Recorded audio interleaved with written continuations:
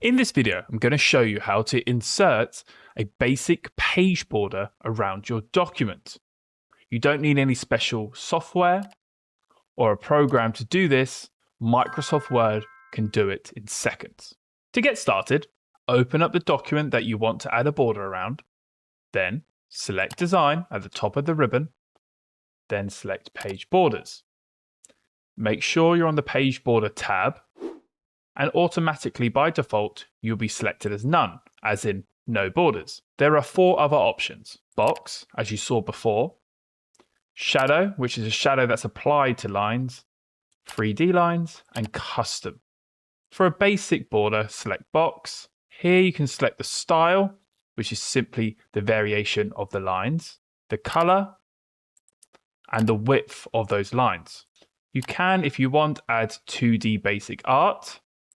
In addition, you can apply it to the whole document, a section, first page only, or all except the first page. For this example, I'm just going to select whole document.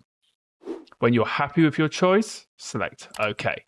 As you can see, a basic border has been applied to the Word document. In seconds, you have added a border to your Word document. If this tutorial has helped you, please click like, subscribe, and hit that notification bell.